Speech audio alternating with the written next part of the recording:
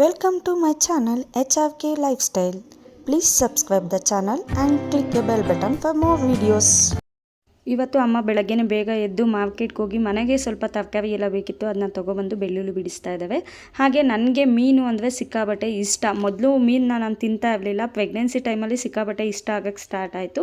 ಮತ್ತಿ ಮೀನು ಮತ್ತು ಬಾಂಗ್ಡಾ ಮೀನು ಅವೆರಡನ್ನೂ ಫ್ರೆಶ್ ಮಾಡಿ ನೀಟಾಗಿ ಕ್ಲೀನ್ ಮಾಡಿ ಫ್ರಿಡ್ಜಿಗೆ ಇಡ್ತೀವಿ. ಯಾವಾಗ ಬೇಕಾವಾಗ ತೊಗೊಂಡು ಸಾಂಬಾರು ಮಾಡ್ಕೋತೀವಿ. ಹಾಗೆಯೇ ಆಂಟಿ ಅಂದರೆ ದಾಸವಾಳ ಹೂವು ತೊಗೊಬಂದು ಕೊಟ್ಟಿದ್ವು ದೇವಿಗೆ ಮಡಿಸಿ ಅಂತ ಹೇಳಿ. ಸೊ ಅಲ್ಲೇ ಇತ್ತಲ್ಲ, ತುಂಬ ಚೆನ್ನಾಗಿ ಕಾಣಿಸ್ತಾ ಇತ್ತು. ನನ್ನ ಡ್ರೆಸ್ಗೂ ಕೂಡ ಮ್ಯಾಚ್ ಆಗ್ತಾಯಿತ್ತು. ಹಾಗೆ ಆ ಹೂವನ್ನ ಕಿವಿಗೆ ಇಟ್ಕೊಂಡು ಒಂದು ಪೋಸ್ ಕೊಡ್ತಾ ಇದ್ದೀನಿ. ಸೊ ಡ್ರೆಸ್ಗೂ ಹೂವಾಗೂ ಹೇಗೆ ಕಾಣಿಸ್ತಾ ಇದೆ, ಚೆನ್ನಾಗಿ ಕಾಣಿಸ್ತಾ ಇದೆ ಅಲ್ವಾ? ಇವತ್ತು ಹೊರಗಡೆ ಹೊರಟಿದ್ದೀನಿ. 1.5 ಮಂತ್ ಆದಮೇಲೆ 1.5 ಮಂತಲ್ಲಿ ಒಂದು ಸಲ ಹೊರಗಡೆ ಹೋಗಿದ್ದೆ. ಈಗ ಹೆಂಗಾಗಿದೆ ಅಂತ ಹೇಳಿದ್ರೆ, ನಾನು ಜಾಬ್ಗೆ ಹೋಗ್ಬೇಕಾದ್ರೆ ಆಗಿರ್ಬೋದು, ಮಿಕ್ಕಿದ ಟೈಮಲ್ಲಿ ಎಲ್ಲ ಆರಾಮಾಗಿ ಹೊರಗಡೆ ಸುತ್ತಾಡಿಕೊಂಡು ನೋಡಿಕೊಂಡು ಬರ್ತಾಯಿದ್ದೆ. ಸಡನ್ನಾಗಿ ಆಫ್ಟರ್ ಡೆಲಿವರಿ ಆದಮೇಲೆ ಮನೆ ಒಳಗೆ ಇರಬೇಕು, ಎಲ್ಲೂ ಹೋಗೋಕ್ಕೆ ಬಿಡಲ್ಲ ನಮ್ಮಮ್ಮ, ಮನೆ ಒಳಗೆ ಇರಬೇಕಲ್ವ. ಸೊ ಏನೋ ಒಂಥರ ಬೇಜಾರಾಗ್ತಾಯಿದೆ. ಸೊ ಹೊರಗಡೆ ಹೋಗ್ತಾ ಇದ್ದೀನಲ್ಲ ಅಂತ ತುಂಬ ಖುಷಿನಲ್ಲಿ ರೆಡಿ ಆಗ್ತಾಯಿದ್ದೀನಿ. ನನ್ನ ತಮ್ಮ ನನ್ನ ಮಗಳನ್ನ ತುಂಬ ಅಂದರೆ ತುಂಬ ಕೇರ್ ಮಾಡ್ತಾನೆ. ನನ್ನನ್ನು ಕೇರ್ ಮಾಡ್ತಾನೋ ಬಿಡ್ತಾನೋ, ನನ್ನ ಮಗಳನ್ನ ಕೇರ್ ಮಾಡ್ತಾನೆ. ಹಾಗಾಗಿ ಶೀತ ಆಗುತ್ತೆ ಅಂತ ಅಮೃತಾಂಜನೆಲ್ಲ ಕಿವಿಗೆ ಹಾಕಿ ಹತ್ತಿಗೆ ಹಾಕಿ ಕಿವಿಗೆ ಇಟ್ಕೊ ಅಂತ ಹೇಳಿ ಕೊಡ್ತಾ ಇದ್ದಾನೆ. ಸೊ ಮುಂದೆ ಕಟ್ಕೋ ಟೋಪಿ ಎಲ್ಲ, ಪಾಪಕ್ಕೆ ಶೀತ ಆಗುತ್ತೆ ಅಂತ ಹೇಳಿ ಅವ್ನ ಲ್ಯಾಂಗ್ವೇಜಲ್ಲಿ ಅವನು ಹೇಳ್ತಾ ಇದ್ದಾನೆ. ಸೊ ಅವ್ನ ಲ್ಯಾಂಗ್ವೇಜ್ ನನಗೆ ತುಂಬ ಚೆನ್ನಾಗಿ ಅರ್ಥ ಆಗೋದ್ರಿಂದ ಅವ್ನು ನನ್ನ ಹತ್ರ ತುಂಬ ಚೆನ್ನಾಗಿ ಮಾತಾಡ್ತಾನೆ. ಸೊ ಇವತ್ತು ನಾವು ಹೊರಗಡೆ ಏನಕ್ಕಪ್ಪ ಹೊರಟಿರೋದು? ಸೊ ಇವತ್ತು ತುಂಬ ದಿನ ಆದಮೇಲೆ, ಆಲ್ಮೋಸ್ಟ್ 1.5 ಮಂತ್ ಆದಮೇಲೆ ಹೊರಗಡೆ ಹೊರಟಿದ್ದೀವಿ. ಸೊ ಇವತ್ತು ನನ್ನ ಮಗಳಿಗೆ ವ್ಯಾಕ್ಸಿನೇಷನ್ ಇದೆ. ಸೊ ಹಾಗಾಗಿ ನಾನು, ನಮ್ಮಮ್ಮ, ನನ್ನ ತಮ್ಮ ಹೊರಟಿದ್ದೀವಿ.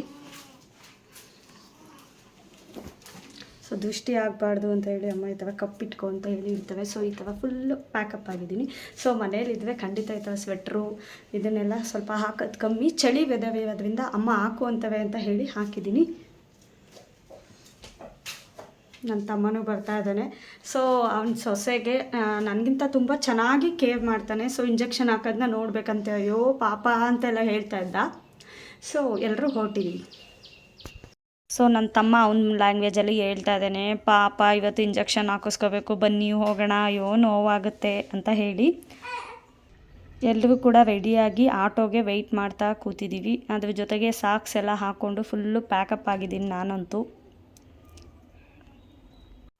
ನಮ್ಮನೆ ಹೊರಗಡೆ ಈ ಥರ ಲುಕ್ ಇದೆ. ಸೊ ಮನಿ ಪ್ಲ್ಯಾಂಟ್ ಎಲ್ಲ ಹಾಕಿದ್ದೀವಿ. ಸೊ ಚೆನ್ನಾಗಿ ಕಾಣಿಸುತ್ತೆ.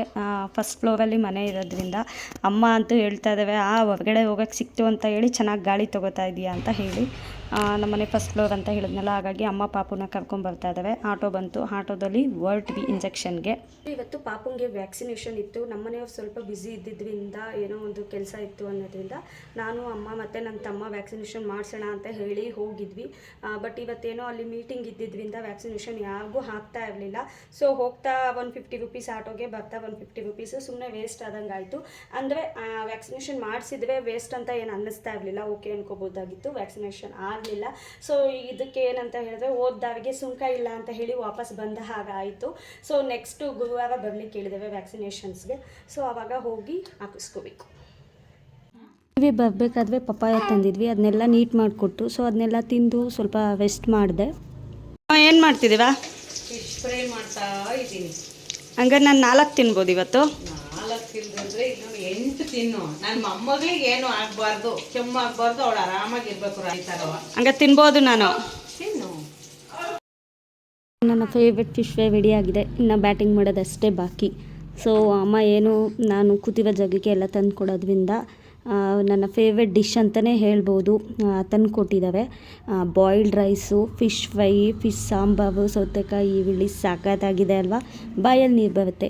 ಸೊ ಇದಾಗಿತ್ತು ಇವತ್ತಿನ ನನ್ನ ವ್ಲಾಗ್. ಇವತ್ತಿನ ವ್ಲಾಗ್ನ ಮುಗಿಸ್ತಾ ಇದ್ದೀನಿ. ಇದೇ ರೀತಿ ನನ್ನ ವ್ಲಾಗ್ಗಳನ್ನ ನೋಡ್ತಾ ಇನ್ನೂ ಇಂಟ್ರೆಸ್ಟಿಂಗ್ ಆಗಿರೋ ವೀಡಿಯೋಗಳನ್ನ ಅಪ್ಲೋಡ್ ಮಾಡ್ತಾ ಇರ್ತೀನಿ. ಸೊ ಸಪೋರ್ಟ್ ಮಾಡಿ. Thank you.